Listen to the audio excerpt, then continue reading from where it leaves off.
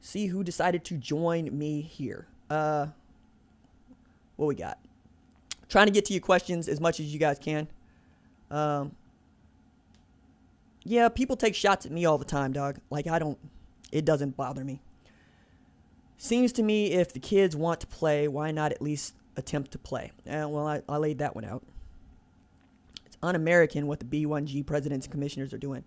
Well, actually, it's very American because they're doing what they want, which is precisely what most Americans are doing right now. Exactly what they want, which is to flaunt all the science and research that goes into this. Let me make sure I put this in the chat. Talking. All right. So, another thing that I wanted to talk about that I had written down here was the Sooner Summit, okay?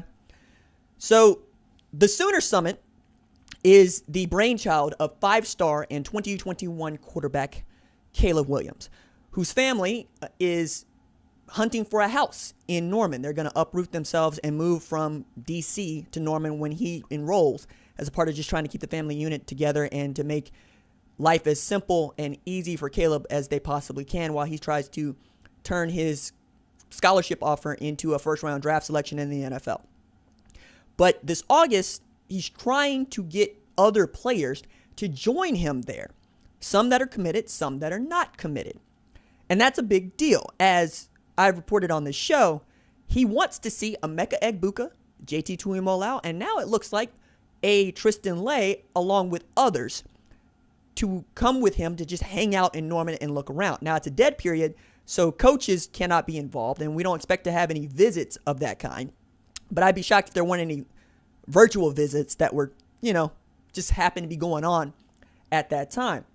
But to look at Tristan Leigh, you still see a guy that is crystal ball to LSU, and I get that. But it's worth pointing out here, as Steve Wiltfong did in his story about Tristan Leigh choosing to travel to Norman to spend a couple of days. Oklahoma is battling with Alabama, Florida, LSU, Ohio State, and Clemson. While they won't be able to visit with Lincoln Riley and offensive line coach Bill Bedenbaugh and the rest of the staff in person, they've gotten to know them well through the process as well, right? And his mom, Tristan Leigh's mom, Laura, had this to say about Oklahoma. They know what they're doing. They have a good track record. Their players end up in the NFL, the ones that work hard. You can't really argue with success. One of the biggest advantages of this for us is Caleb Williams going there. Ding, ding, ding. He's a good friend of ours. Tristan has always wanted to play with him. He can't wait to play with him in San Antonio at the All-America Bowl. She goes on. Oklahoma has a lot of the moms communicating with us during COVID to check in and tell us what it's like to have a player there and experience living in the area. The coaches are personable and reach out to us daily. Even their head coach turned down the NFL to work there. That says a lot. He really seems to have the love of the game of football and of college football, which is good. Now, again, Leigh is crystal ball to LSU. He's visited there a few times. He's visited Clemson at least once. And I expect Ohio State to make a real play for him as they are really trying to sew up their class in light of this news around not playing fall football and how it looks more and more likely that they're going to be pushed toward the spring. Now, they also get to offer something that perhaps the rest of these programs simply don't, which is the ability to perhaps play a spring football season and a fall football season. So we could see between 18 and 20 games for early enrollees. And I talked with Jack Sawyer about this on the show yesterday. And one of the things that he had chosen to do was to forego his senior season so that he can early enroll and possibly get to play football, meaningful football, in January, February, March. I can't see anything wrong with that. I also think that this is a great move for Oklahoma at this time because recruiting has never been in this position that we see it in right now. Neither is college football for that matter. But for Oklahoma, who is dealing with injuries to Caleb Kelly, to Marcus Hicks, to Justin Harrington, with Kennedy Brooks opting out of the 2020 season, you need some good news here, right? Especially after 9 positive COVID tests on Saturday upon returning. I have no faith that the University of Oklahoma is not going to be without cases, right? It's going to have cases. It's about how many. And at this point, that's what the conversation is. How many is too many? How many is it going to take? How many folks getting sick is it going to take? Is it going to take overrunning the hospitals? Because there's a mask mandate in Norman, and Mayor Brea Clark, who I had on this show, was the first mayor in the state to have a mask mandate. And that might actually help Oklahoma in the long run, who is still expecting to have 25% capacity at games to start the season against Missouri State on September 12th. And there's now talk about that game not even being pay-per-view, right? There's talk about that game might be on regular cable. And I got to believe that Fox Sports would be willing to pay out the butt for that. The reason is they don't have Pac-12 or Big Ten games to show right now. Like, they have to plan without them. So when you hear Joel Klatt talking, when you hear Reggie Bush talking, when you hear Matt Leinart talking, you hear Rob Stone talking, or Urban Meyer, you need to also bear in mind that these men really only get to watch Big 12 football for a living right now. They don't have SEC contracts, right? They have Big 12, Big 10, and Pac-12.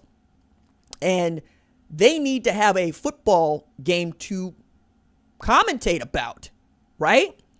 It's a really interesting dynamic, and you have to consider the source with all this stuff. I understand that there's a bunch of you that just want football no matter what, and you don't care what it looks like. I also am doing this thing where I want to make sure that the kids are safe, and if you're making them safe, proceed. But the way that the NCAA is made up, it's impossible to bubble. And if it's impossible to bubble, the kids can't be completely safe. So you really have to take them at their word. And there aren't a whole lot of people that I'm willing to take at their word on this because there's just too much money to be made. And I get that not everybody is driven by money, but a lot of people are. And you can't act as if the people making millions of dollars aren't driven by those millions of dollars. Otherwise, why are they getting paid that much? The same thing with people that stand to make hundreds of thousands of dollars, right? The same people whose livelihoods depend on this stuff. And we're really talking about Fox Sports at a time that's very, very, very interesting because they also basically acted like they didn't watch soccer. Okay, cool. You don't really get college basketball, right? You don't have any NFL games to put on FS1 or FS2. That's strictly Fox regular, right? That's broadcast television. So what do you have to show except Coward, right? Like, that's really interesting to think about and something to continue to talk about. I also want to get back to this thing with Oklahoma and its recruiting because you never needed DeMarco Murray win Kamara Wheaton like you need to win him now.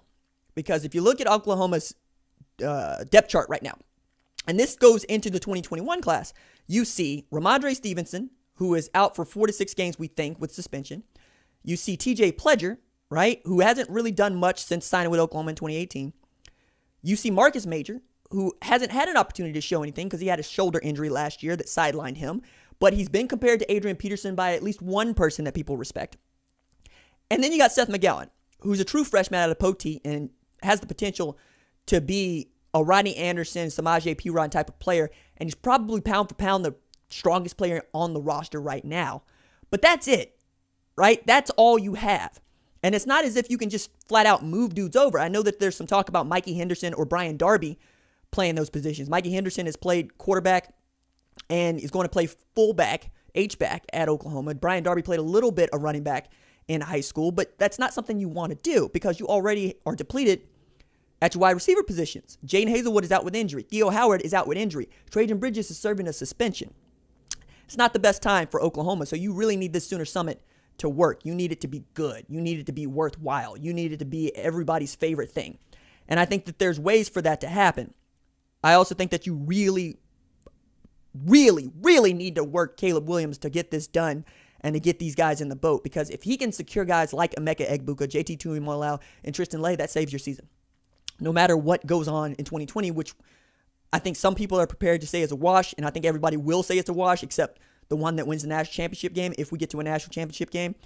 And until they cancel the football seasons, I'm going to keep acting like we're going to have football at those 3 Power 5 conferences, despite whatever I might think.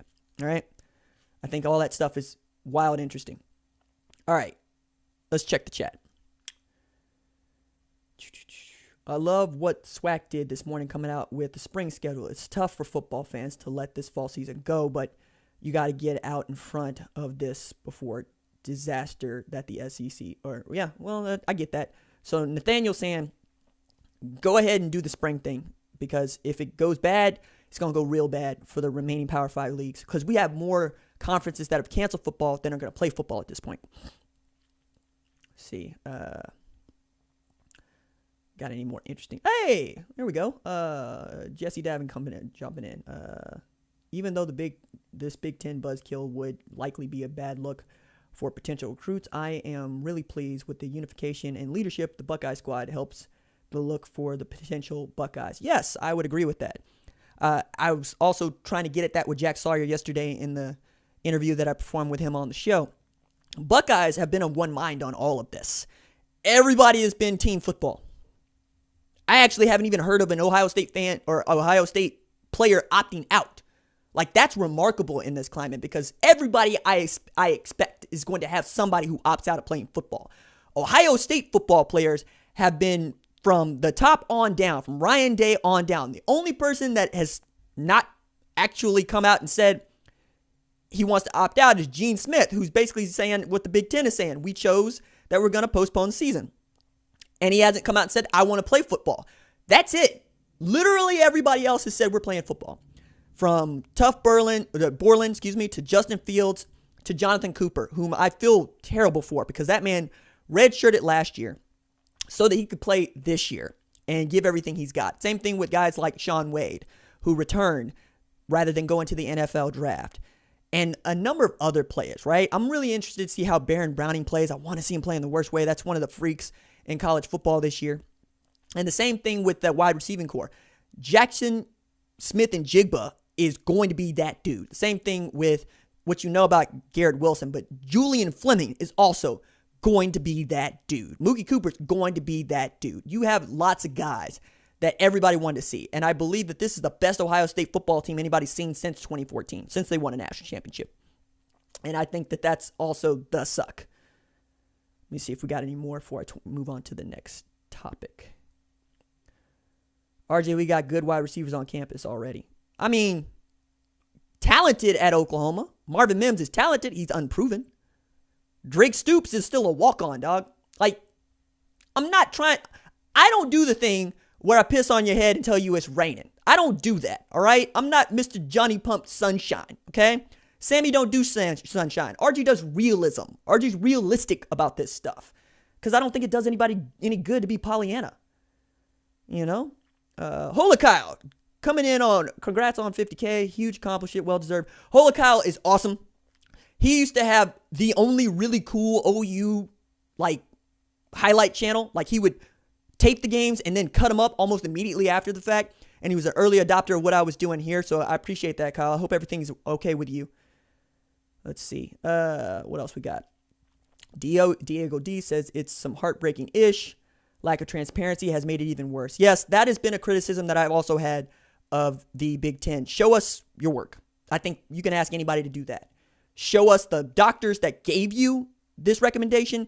Show us the literature that they gave you because that's going to help everybody. And be very transparent about what you were doing because you really screwed up the messaging on this. And that can't be overstated. The Big Ten has a cluster on its hand, right? And many of you saw the UNC student newspaper story, the editorial that they published said UNC has a cluster and expletive, only they spelt out the word, on its hands because they already got their COVID cases popping off and everybody just got back to campus from most universities. So this is interesting. RJ, has there been any reports of any players reported a serious illness? Don't believe that there has been.